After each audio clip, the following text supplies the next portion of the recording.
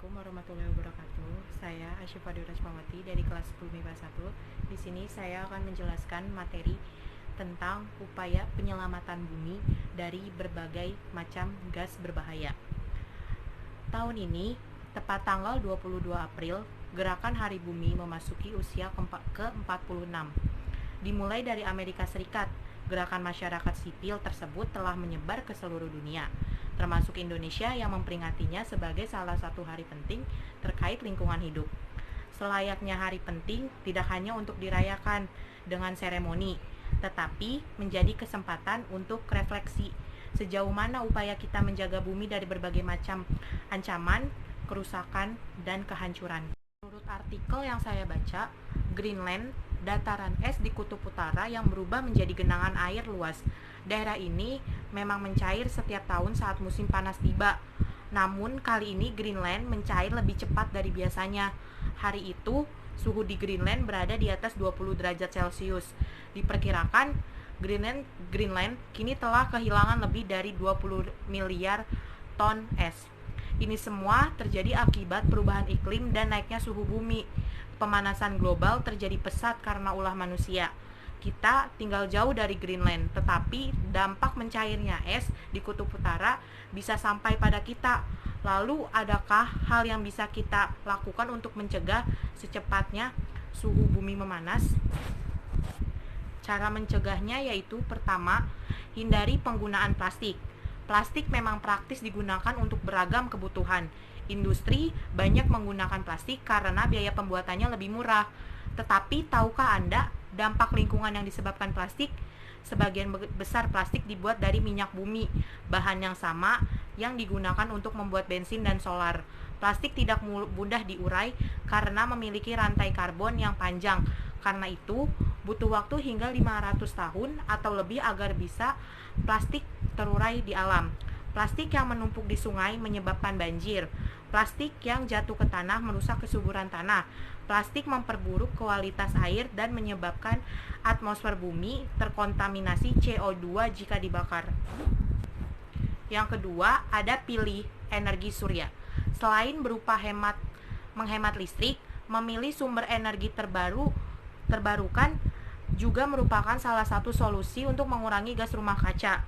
Misalnya saja energi surya. Saat ini, energi surya banyak dipilih masyarakat di berbagai negara untuk menyuplai listrik rumah tangga, perkantoran, industri, hingga kawasan-kawasan terpencil. Hanya dengan mengandalkan sinar matahari, teknologi surya seperti solar system mentransformasi energi menjadi aliran listrik. Sumber panel surya semakin populer karena biayanya yang mudah dan semakin terjangkau. Yang ketiga, ada gunakan transportasi umum. Salah satu kontributor polusi terbesar kita berasal dari asap kendaraan. Emisi gas yang dikeluarkan kendaraan mengandung karbon monoksida atau CO dan hidrokarbon atau HC yang berdampak mengurangi kualitas udara. Gas buang atau emisi ini bersifat karsinogenik sehingga selain berdampak buruk terhadap lingkungan, gas buang kendaraan juga berpotensi menyebabkan sejumlah penyakit seperti kanker. Dengan melakukan hal-hal kecil yang saya sebutkan tadi, kita berperan dalam melestarikan lingkungan dan menjaga bumi dari fenomena pemanasan global. Mari kita praktikkan bersama karena semuanya bermula dari diri kita sendiri. Yang bisa kita lakukan untuk menyelamatkan bumi dengan melakukan hal-hal kecil. Di atas, kita berperan dalam melestarikan lingkungan dan menjaga bumi dari fenomena pemanasan. Kalau kalian bertanya, apa sih yang dimaksud dengan karbon dioksida? Karbon dioksida atau zat asam arang adalah sejenis senyawa kimia yang terdiri dari dua atom oksigen yang terikat secara kovalen dengan sebuah atom karbon.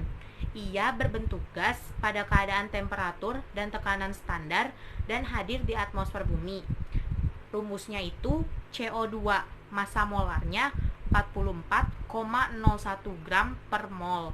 Titik leburnya min 57 derajat Celcius atau 216 Kelvin di bawah tekanan. Kelarutan dalam air 1,45 gram per liter, bentuk molekul linear, dan rumus kimianya itu CO2. Nah, kalau misalkan kalian bertanya, emang ada ya dampak CO2 bagi bumi? Itu ada dampaknya. Yang pertama itu cuaca berubah secara drastis. Suhu bumi yang lebih panas dapat memicu terjadinya perubahan cuaca yang lebih ekstrim. Seiring dengan tingginya pencemaran gas CO2 yang menyebabkan pemanasan global, bumi akan mengalami suhu panas yang lebih tinggi dan lebih banyak hari-hari yang panas, lebih sedikit hari-hari sejuk. Meningkatnya indeks panas, suhu malam hari yang lebih panas, kemarau yang panjang pada belahan bumi lain, dan hujan yang lebih banyak di belahan bumi sebaliknya. Selain itu, angin ribut dan badai akan meningkat pula. Daerah yang biasanya dingin seperti Greenland, Alaska, Siberia akan lebih hangat dibandingkan sekarang. Sebaliknya, daerah lain akan mengalami kemarau yang lebih panjang dan kekeringan seperti Afrika dan beberapa daerah di Khatulistiwa. Kebakaran hutan pun menjadi sering lebih terjadi. Terus yang kedua itu ada menipis dan mencairnya es kutub. Penipisan lapisan es di Laut Arktik sebenarnya sulit untuk diukur. Ilmuwan biasanya menggunakan data sonar bawah laut dan mendapatkan data bahwa telah terjadi penipisan sebesar 40% selama 30 tahun terakhir. Ilmuwan lain memperkirakan hanya sebesar 15%. Diperkirakan es akan menghilang pada 2100. Di awal 2002 dilaporkan bahwa 1.250 mil persegi lapisan es di Larsen Ice Shelf telah mencair dan pecah dari Larsen Ice Shelf. Es yang mencair akan memberikan kontribusi yang besar terhadap naiknya permukaan laut. Hal ini seperti fenomena es yang mencair di dalam gelas yang berisi air. Bersiaplah terhadap banjir dan pengikisan pantai yang lebih besar lagi. Yang ketiga, ada danau mengering di Afrika. Naiknya suhu bumi telah mengganggu siklus cuaca di bumi. Di Afrika, kemarau menjadi lebih panjang. Kemarau panjang menyebabkan terjadinya kekeringan yang luar biasa. Danau Chad, salah satu danau terbesar di Afrika menurut perhitungan sejak 1960-an, telah berkurang 10% karena meningkatnya suhu. Saat ini, daerah yang dulunya selalu tergenang air hanya menjadi daerah basah periodik. Kekeringan Danau Chad ini sangat mempengaruhi perekonomian masyarakat sekitar, terutama yang bergantung pada Danau Chad dari hasil tangkapan ikan dan irigasi pertanian. Yang keempat, es di gunung mencair. Es di gunung-gunung mencair akibat memanasnya suhu permukaan bumi. Lapisan es di Cuelchaya, Peru terus mencair tiap tahun, berkurang lebih dari 600 feet tiap tahun di beberapa tempat. Lapisan es ini diperkirakan hilang sebelum tahun 2100, merugikan ribuan orang yang sangat tergantung pada air dari lapisan es ini.